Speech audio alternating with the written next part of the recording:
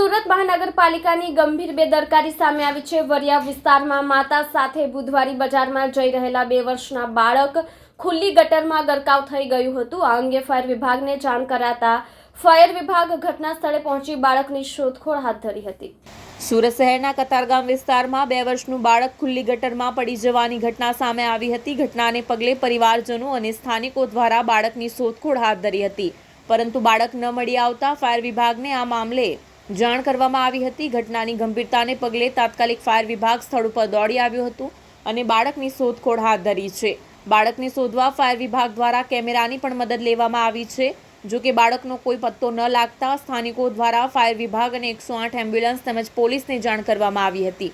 ઘટનાની ગંભીરતાને પગલે તાત્કાલિક ફાયર વિભાગ અને પોલીસ સ્થળ ઉપર દોડી આવી હતી અને બાળકની શોધખોળ હાથ ધરી હતી। છેલ્લા 6 કલાકથી વધુ ફાયર વિભાગ દ્વારા ગટરમાં ઉતરીને શોધખોળ કરવામાં આવી રહી છે, પરંતુ હજુ સુધી બાળકનો કોઈ પત્તો લાગ્યો નથી। અમને અમારું બાળક જોઈએ, બસ। તમે ગલતી કરી છે, તમારી ભૂલને કારણે અમારા બાળકનો જીવ ગયો છે। અમને કોઈ બી સંજોગોએ અમને અમારું બાળક આપો, બીજું કાંઈ નહીં।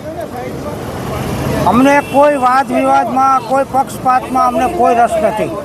અમને માત્ર એટલી જરૂર છે કે અમને અમારું બાળક આપો।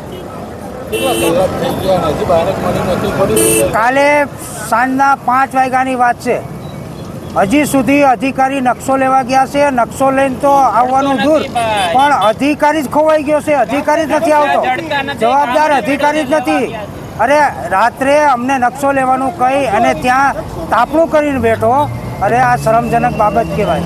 અમારે કોને કહેવું? ભારતીય જનતા પાર્ટીના કોર્પોરેટરોએ કમિશનરને ફોન કરવો પડે કે સાહેબ આ વિસ્તારના ઝોનલ ઓફિસરોને, જવાબદાર અધિકારીને મોકલો। અરે આનાથી તો શરમ ઘટના કઈ કહેવાય કે ફાયરના વાઇસ પ્રેસિડેન્ટે કમિશનરને ફોન કરવો પડે? તો ચૂંટાયેલા પ્રતિનિધિ શું કામના?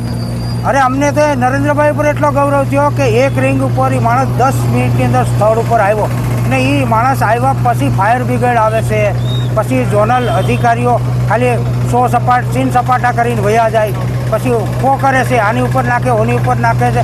આ શું છે ભાઈ? અરે કોઈ રાજનેતાનો છોકરો જો મર્યો હોત ને તો આ ધરતી છે ને 24 કલાકની અંદર ખોદી નાખી હોત।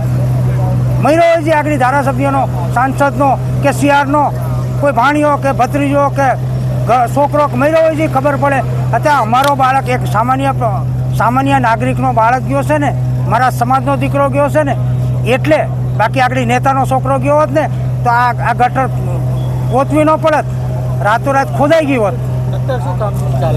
અત્યારે કામગીરી બસ અમારી એટલી જ છે કે અમને પહેલાં અમારું બાળક આપો, પછી અમે આગળની જે પણ કાર્યવાહી કરવી પડશે, જેને પણ સસ્પેન્ડ કરવા પડશે એ અમે કરવા માટે પણ તૈયાર છીએ। આખો સમાજ એક થઈ, એક સમાજ ને એક સમાજ, અમારી તાકાત, અમારો સમાજ।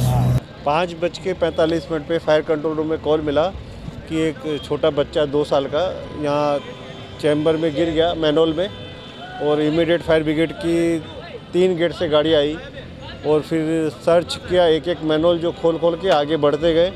अभी 4 मैनहोल खोल चुके हैं अभी, और सर्च की कार्रवाई चालू है, क्योंकि अभी कम से कम 5 से 6 फीट पानी है अंदर चैम्बर में।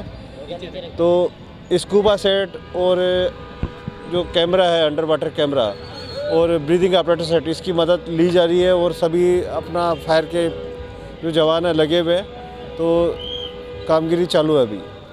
अभी बता नहीं सकते कि फ्लो की वजह से बच्चा कितना आगे जा सकता है, तो इसलिए सभी लोग लगे हुए हैं, कोशिश जारी है। कितने फायर स्टेशन से कितने लोग आए? अभी 5 फायर स्टेशन से गाड़ियाँ हैं और करीब 10 से 12 गाड़ी इधर है। उसमें ब्रीदिंग ऑपरेटर वैन है और रेस्क्यू व्हीकल है, डिवाटरिंग पंप भी है। तो जोन वाले SMC पूरा स्टाफ इधर है, तो सभी लोग लगे हुए हैं।